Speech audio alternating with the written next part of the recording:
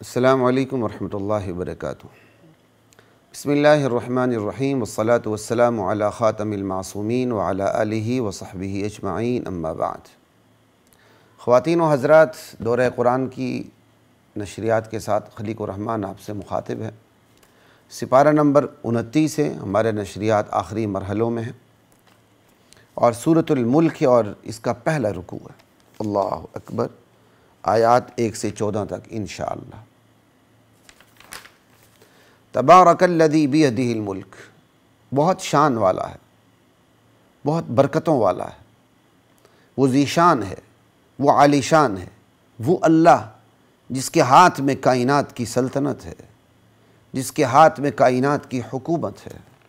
وہو علی کل شیء قدیر، وہ ذات ہر چیز پہ قادر ہے، کرنے پہ کوئی روک نہیں سکتا، روکنے پہ یہ آئے کوئی کرنے پہ مجبور نہیں کر سکتا۔ الذی خلق الموت والحیات، یہ وہ ذات ہے اللہ جس کی یہ شان ہے، اس نے موت اور زندگی کو پیدا کیا۔ موت کی تخلیق الگ کی، حیات کی تخلیق الگ کی۔ یہ نہیں ہے کہ کسی کو مار دیا جائے تو موت خود سے تخلیق ہو جائے۔ اللہ نے موت کی الگ تخلیق کی ہے، حیات کی الگ تخلیق کی ہے۔ موت و حیات اللہ کی الگ الگ مخلوق ہیں۔ اس پہ کبھی انشاءاللہ موقع ملا تفصیل سے بات کریں گے۔ الذی خلق الموت والحیات، یعنی اگر اللہ موت کو تخلیق نہ کرتے نا، حیات ختم ہی نہ ہوتی، جتنا مرضی مردے کو باندھ دے موت نہ آتی۔ کیوں اللہ نے موت تخلیق ہی نہیں کی؟ اس کو سمجھنے کا ایک طریقہ اس کو یوں سمجھ لیجیے گا، کسی کو مار دینے کے بعد اس پر موت اس لیے آتی کہ موت خود اللہ نے تخلیق کی ہے۔ اگر موت اللہ نے تخلیق نہ کی ہوتی تو پھر مارنے سے موت آتی ہی نہیں، کوئی مرتا ہی نہ۔ الذی خلق الموت والحیات لیبلوکم ایکم احسن عملا، اللہ نے موت و زندگی کیوں تخلیق کی؟ اللہ دیکھنا چاہتے ہیں، اللہ تمہیں آزمانا چاہتے ہیں تم میں سے اچھے اعمال پہ کون اترتا ہے۔ وہو العزیز، اس کی شان یہ ہے کہ وہ غالب ہے، زبردست ہے، لیکن الغفور، وہ غفور بھی ہے۔ ایک مقام پہ ہم نے پڑھا العزیز الحکیم، وہ عزیز ہے، حکیم ہے، یعنی وہ اپنے غلبے کو اندھادھند استعمال نہیں کرتا، حکمت سے کرتا ہے۔ یہاں عزیز کے ساتھ غفور ہے، وہ غالب ہے، سب پہ غلبہ ہے اس کا، زبردست ہے، لیکن وہ غفور بھی تو ہے، بخشتا ہے۔ وہ اپنی قوت کو، اپنے دبدبے کو، اپنے غلبے کو بغیر غفوریت کے استعمال نہیں کرتا۔ وہ اگر جہنم میں عذاب بھی دے گا دبدبے کی بنیاد پر تو یہ بھی اس کی غفوری کا بھی تقاضا ہے۔ لا الہ الا اللہ۔ پھر انشاءاللہ اس پر بات ہوگی۔ یہاں آپ کو بات کرنے کا مقصد صرف اتنا ہی ہے کہ قرآن کریم عزیز کے ساتھ اس قسم کے الفاظ ضرور لاتا ہے، عزیز الحکیم، العزیز الغفور، تاکہ پتہ چلے کہ اللہ صرف دبدبہ نہیں رکھتا، حکمت رکھتا ہے۔ اللہ صرف دبدبہ نہیں رکھتا، رحمت اور بخشش بھی رکھتا ہے۔ دبدبہ رکھتے ہوئے بخشش کے تقاضوں کو آگے رکھ کر اللہ اپنے دبدبے کے بل بوتے پر فوراً گرفت نہیں کرتا۔ یہاں یہ بات سمجھ لیں بس، لا الہ الا اللہ واللہ اکبر۔ اور دنیا میں جس کے پاس دبدبہ آ جائے عارضی طور پر، وہ اس دبدبے کو سب سے پہلے اپنے مخالفین کے خلاف انتقام کے لیے استعمال کرتا ہے۔ اللہ انتقام لیتا ہے لیکن مہلت عمل کے اختتام پہ لیتا ہے، مکمل انتقام۔ اس سے پہلے اللہ جھنجھوڑتے رہتے ہیں کہ بندہ سمجھ جائے۔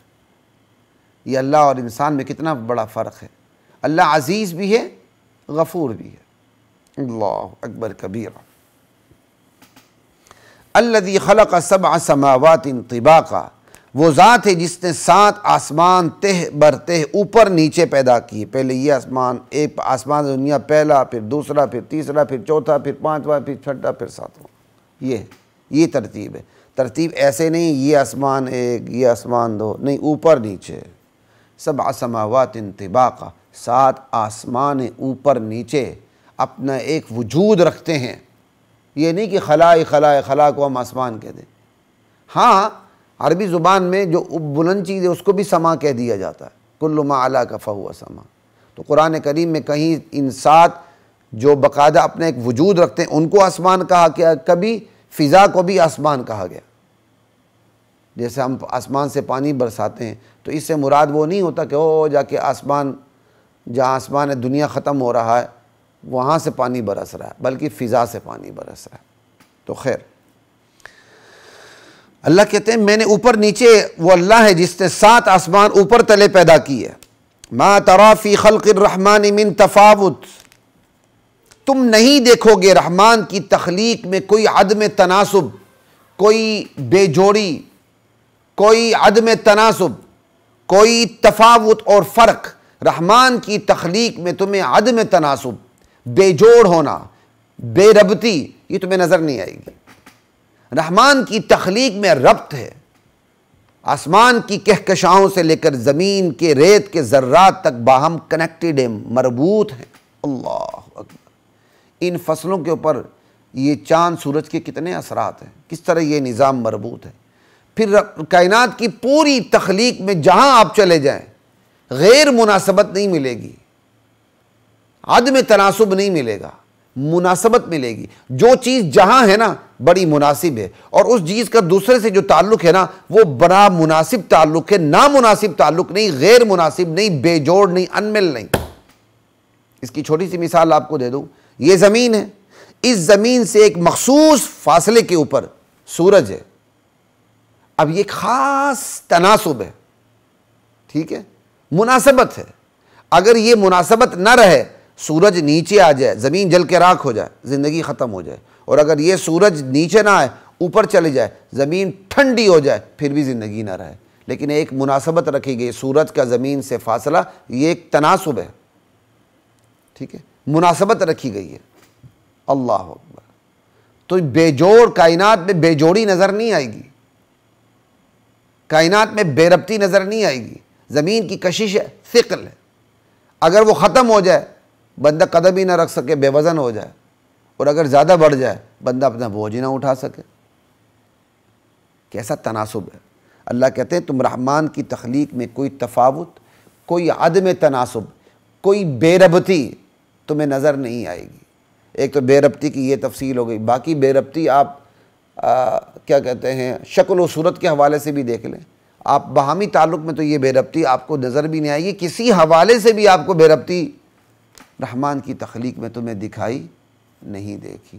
زمین کا چاند سے تعلق، زمین کا سورج سے تعلق، زمین کا اپنے اندرون سے تعلق، زمین کا بیرون سے تعلق، فضا کا زمین سے تعلق، زمین کا فضا سے تعلق، بخارات کا چڑھنا اور بخارات کا پانی بن کے برسنا، یہ سارا دیکھ لیں۔ یہ کمال کا اگر ربط نہ ہو تو پھر یہ بخارات فضا کی طرف چڑھیں کیسے اگر باہم ربط نہیں ہے، اور کمال کا ربط نہ ہو تو بخارات بارش بن کے برسے کیسے اگر اس میں ربط نہیں ہے۔ یہ پوری کائنات آپس میں مربوط ہے تو بخارات چڑھتے ہیں، بارش بن کر گرتے ہیں، پھر جو بارش بن کے پانی گرتا ہے وہ زمین کے اندر چلا جاتا ہے، پھر زمین سے دوبارہ واپس نکلتا ہے، پھر وہ نہروں، چشموں، کنووں میں تبدیل ہوتا ہے، پھر وہ بخارات میں تبدیل ہوتے ہیں، پھر وہ بخارات کا پانی بارش میں تبدیل ہوتا ہے، پھر وہ نیچے آتا ہے، پھر زمین کے ذخیروں میں، رگوں کے اندر، سینوں میں چلا جاتا ہے۔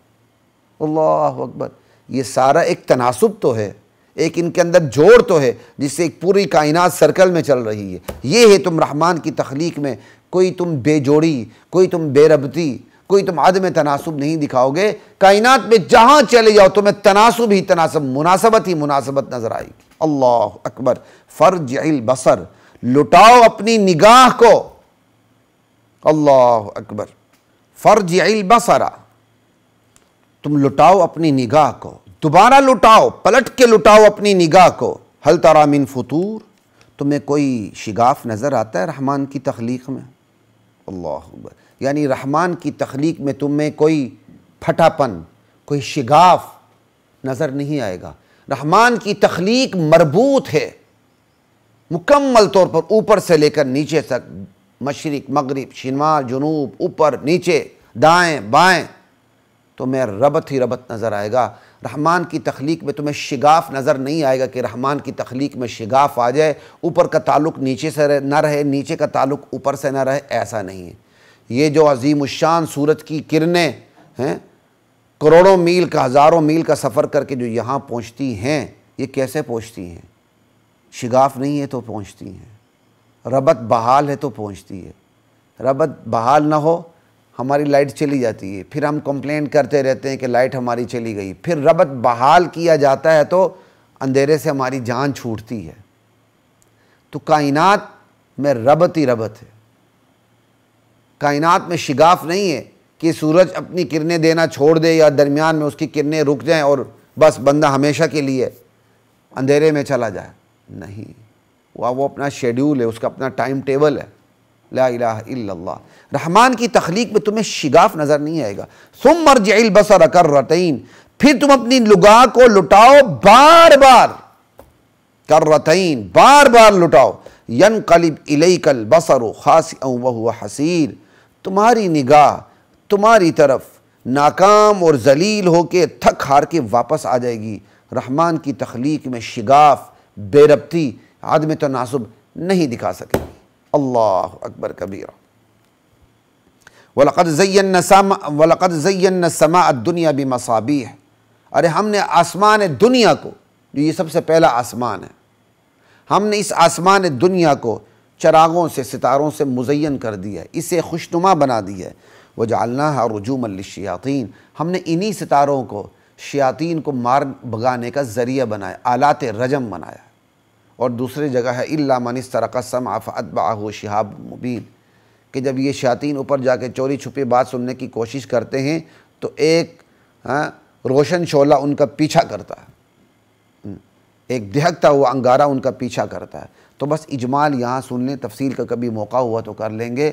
یہی ستارے ہیں، انہی میں سے یہ شعلے نکلتے ہیں جو اوپر جانے والے شیاطین کا پیچھا کرتے ہیں۔ اللہ اکبر۔ وَأَعْتَدْنَا لَهُمْ عَذَابَ السَّعِيرِ، ان شیاطین کے لیے ہم نے بڑکتی ہوئی آگ تیار کر رکھی ہے، بڑکتی آگ کا عذاب تیار کر رکھا ہے۔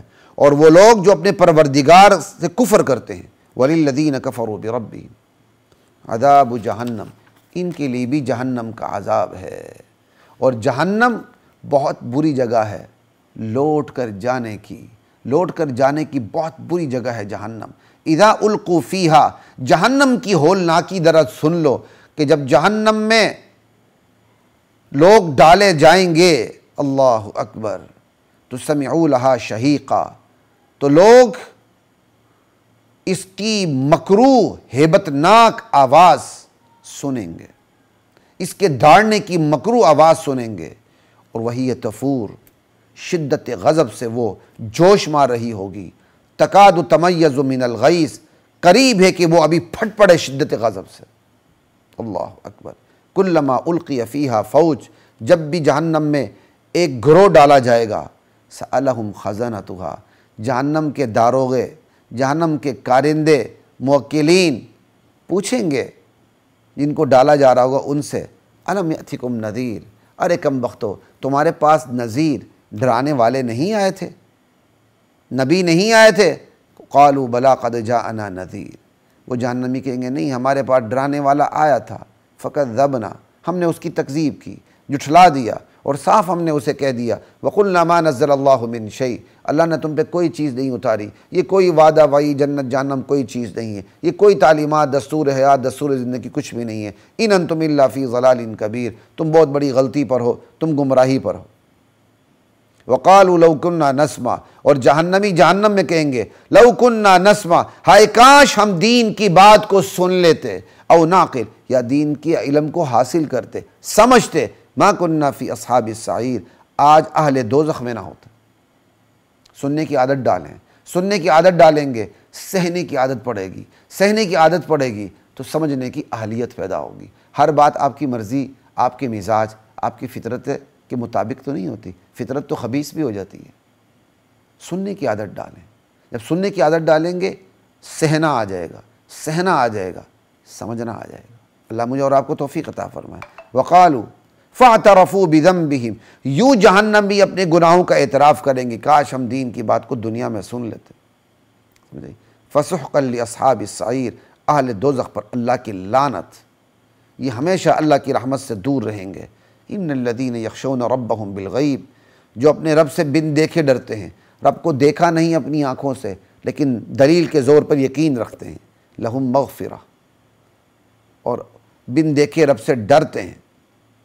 جو لوگ ڈرتے ہیں اپنے رب سے بن دیکھے، لا الہ الا اللہ، لہم مغفرۃ و اجر کریم کبیر، ان کے لیے بخشش کا سامان ہے اللہ کے پاس، اجر کبیر ہے، بہت بڑا اجر ہے۔ وَأَسِرُّوا قَوْلَكُمْ أَوِ اجْهَرُوا بِهِ، میرے بندو تم اپنی بات کو چھپاؤ یا ظاہر کرو، اللہ کے لیے برابر ہے۔ إِنَّهُ عَلِيمٌ بِذَاتِ الصُّدُورِ، وہ تو سینوں کے بھید کو تک کو جانتا ہے۔ أَلَا يَعْلَمُ مَنْ خَلَقَ، بلا وہ بھی نہ جانے جو پیدا کرے۔ کیا کمال کی دلیل، مجھے یہ سب سے بڑی دلیل لگتی ہے اللہ کے علم غیب پر۔ اللہ اپنے علم غیب پر دلیل کیا دیتے ہیں؟ بلا وہ بھی نہ جانے جو پیدا کرے۔ یعنی جانتا کون ہے؟ جو خالق ہے۔ تو اللہ کے علاوہ کوئی خالق نہیں، تو پھر اللہ کے علاوہ کوئی عالم الغیب بھی نہیں۔ آپ ایک چیز تیار کرتے ہیں، قلم تیار کرتے ہیں، آپ اس کی گارنٹی یا وارنٹی دے دیتے ہیں، کیوں؟ آپ کہتے ہیں یہ میں نے تیار کی، مجھے پتہ ہے یہ کیسے کام کرے گا اور کب تک یہ قلم کام کرے گا، آپ گارنٹی یا وارنٹی دیتے ہیں۔ اللہ کہتا ہے کہ یہ میں نے بنایا، یہ کائنات میں نے بنائی، یہ مخلوقات میں نے بنائی، مجھے پتہ ہے کہ اس کے اندر کیا ہے، مجھے پتہ ہے کہ اس کی نیتوں میں کون سے وسوسے ہیں، کون سے فطور ہیں، کون سے اچھے کاموں کی پلاننگ ہے، کون سے برے کاموں کی پلاننگ ہے، کون سے خیالات ہیں، میں جانتا ہوں، کیونکہ بنایا میں نے۔ الا یعلم من خلق، بھلا وہ بھی نہ جانے جو خالق کو پیدا کرے، جو خالق کو پیدا کرے۔ وہو اللطیف الخبیر، وہ بڑا باریک بین ہے، ہر چیز سے باخبر۔ السلام علیکم ورحمۃ اللہ وبرکاتہ۔